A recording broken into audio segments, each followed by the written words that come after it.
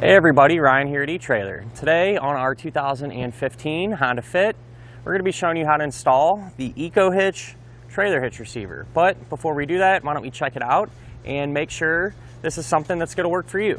So with these Honda Fits being compact cars, you don't have a ton of space on the inside.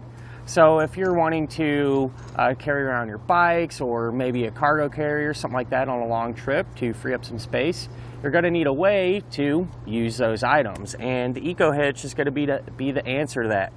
Out of the ones available for the Fit, in my opinion, this is definitely the best choice, and for a couple of different reasons. The big one being that this is going to have a 2-inch by 2-inch receiver tube opening. And that's a super common size, and a ton of different accessories are available that will allow you to use them with this particular hitch. The other thing I like about this setup is the appearance, how it's going to look. And with that said, you kind of get 2 for 1 with it. Not only is it going to be a really clean look, you know, everything's going to be completely hidden with the exception of the receiver tube opening, but because of that design, it's going to sit up nice and tight against the bottom of our fascia and higher up off the ground. And it sounds like a lot of customers actually kind of run into ground clearance issues when they have their hitch. That makes sense. You know, these Fits don't ride way up in the sky, you know, they're relatively low to the ground. And with that said, the only thing that's exposed is the receiver tube. It sits up nice and tight, as opposed to some of the other hitches which kind of hang down, and not to mention the crossbar is going to be visible and hanging down as well. So this is going to give you the most clearance and the best chance for not having to worry about it bottoming out or anything like that. So around that 2-inch opening, we're going to have a reinforced collar for a little bit of extra strength. And I think it kind of gives the hitch more of a complete look as well. It is going to use that standard 5/8 pin hole. I'm going to keep in mind a pin and clip does not come included. You can grab one here at eTrailer if you need it. And the safety chain openings are pretty small actually. Not really a huge deal though. You're still going to be able to use the small to moderate size hooks without any issues really.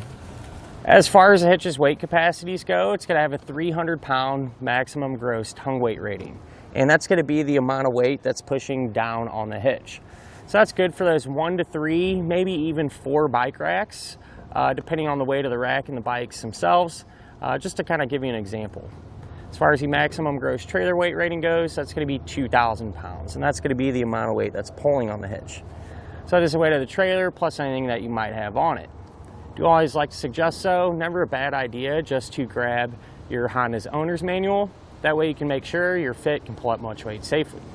Well, let's go ahead, take a couple of measurements, and that'll help us figure out which accessories will work out best. We go from the ground to the top inside edge of the receiver tube opening.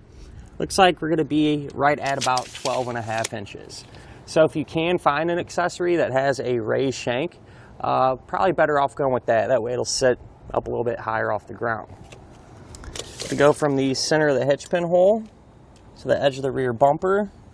That's going to be right at 2 inches, and you can use that measurement to figure out that if any folding accessories you might have can be stored in that upright position without hitting the bumper. But with that being said, 2 inches is a really low number, so chances are pretty good you're not going to run into any issues there. So at the end of the day, you know, this would be my pick if I were to put a hitch on my Honda Fit. You know, it's well worth it compared to some of the other ones. You just get a lot more benefits, like having the larger 2-inch by 2-inch opening. It's sitting up higher off the ground, and not to mention the appearance. It looks really good. Now, as far as the installation goes, it is going to take a little bit of work. The fascia does need to be removed, but honestly, Honda makes it very easy. Not a whole lot of fasteners. Everything's pretty simple to get to, so really shouldn't give you a whole lot of issues. Speaking of which, let's go ahead, pull into the shop, and put it on together now. To begin our installation, we're going to need to remove our fascia. That way we can put our hitch on behind it. And so the first thing we're going to do is move over to our rear wheel wells and pull out some fasteners. So if we look along this edge, we're going to have some Phillips head fasteners. There should be a total of 4, one here, here, and there. In our case, one is missing, so we're not going to worry about that. but go ahead and grab my bit and get those removed.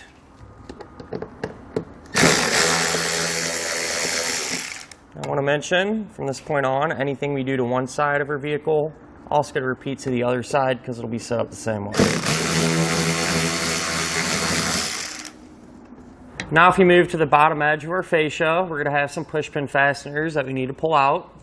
We're going to have one here holding on our mud flat, so you can take a trim tool or even a flathead screwdriver and work that fastener out. The mud flat removed, we'll set it to the side. And that was actually covering another one up.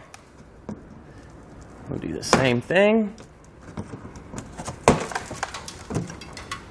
Then we'll just work our way across here. One there, and a few in the center.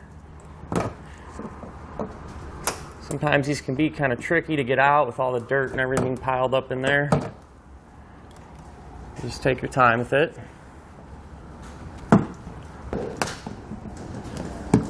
So now if you open up your rear hatch and look right here, we're going to have two more fasteners, and we're going to remove those using a 5mm hex head Allen key.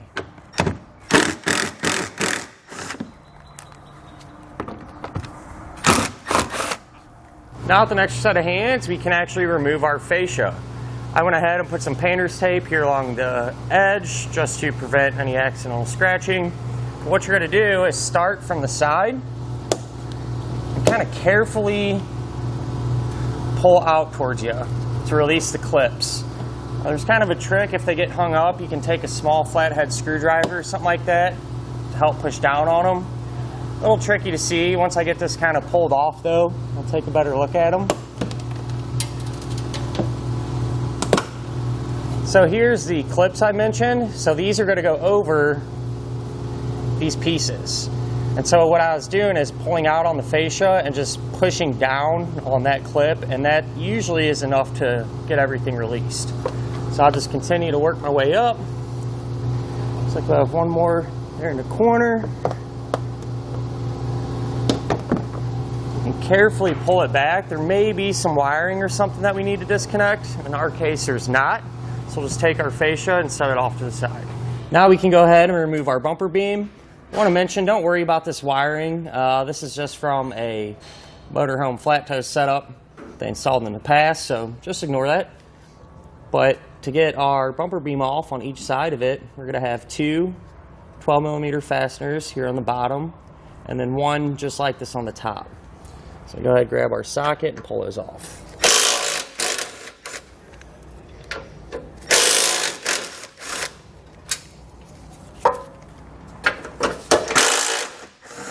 I went ahead and already got the other side removed, and to actually get our beam off, what you're going to have to do is just kind of lift up a little bit and then pull straight back. So now with our bumper beam removed, we need to modify it just a little bit. On the back of it, we're going to have these little keeper hooks, and we need to push those up. Now in our case, you have the bumper beam upside down. So just as a reference, this edge here with the two holes is a bottom, this is the top. So the hook needs to go this way. So I'm just going to take a hammer,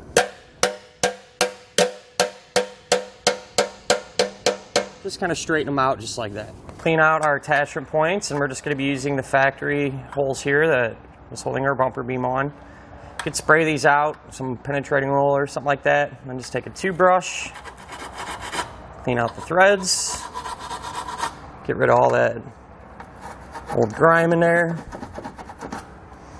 And what we're going to do for the two bottom holes is you want to take one of your bolts and a split lock washer, that split lock washer over it, and a flat washer. All right, and then we're going to take these and thread them in this way.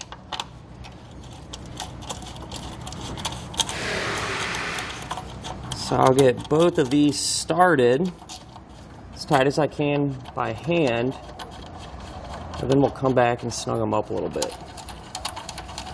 So once you got both of them in there like that, we can grab our wrench, and I'm using a 13mm. we just want to snug these up. So you don't need to get them crazy tight.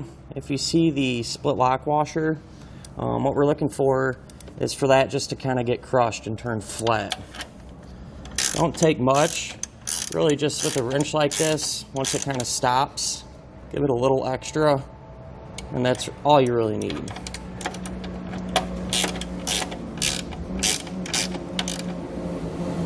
So now we can kind of go over how our hitch is going to work. So you can lay it out like so, and the holes in the hitch are going to line up with the holes in our bumper beam. So you're going to take it, kind of lay it on the hitch, and then we're able to lift this up as a whole assembly and get it on the back of our vehicle. Now with an extra set of hands, we can take our hitch and bumper beam assembly and get it into position. Then I'm going to start this bolt here on the top. You're just going to take a bolt, split lock washer, and a flat washer. You want to get at least one going on each side, hand tight. That way everything will support itself while we work on the rest of the hardware. For the bottom two attachment points, you're going to take a flat washer, another split lock washer, and a nut.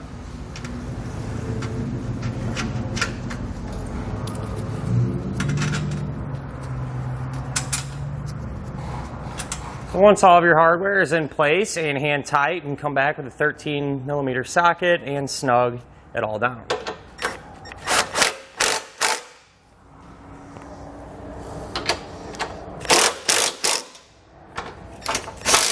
Now we need to make sure and come back with a torque wrench and tighten down all of our hardware to the amount specified in the instructions.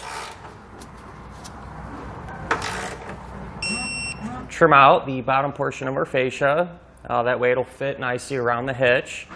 There's a diagram with some measurements and the instructions, and you can just follow that, which I've done.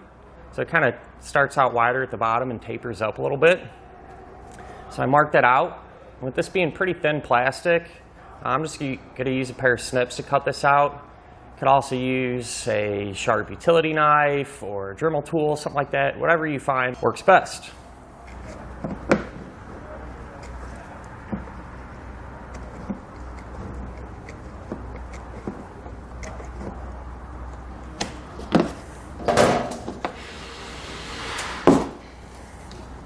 They do give you a piece of trim or molding. That way you can put it around the cut edge and really help clean up the install look. Now, from past experience, I find this much easier to do before you put the fascia back on the vehicle. So that's what I did. Really nothing to it. You know, mold it to the cut, trim off any extra that may be hanging down below. And with that done, now we can reinstall our fascia.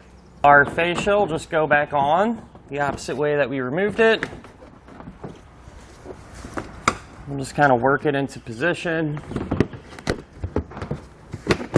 and we'll be able to kind of snap it back in place.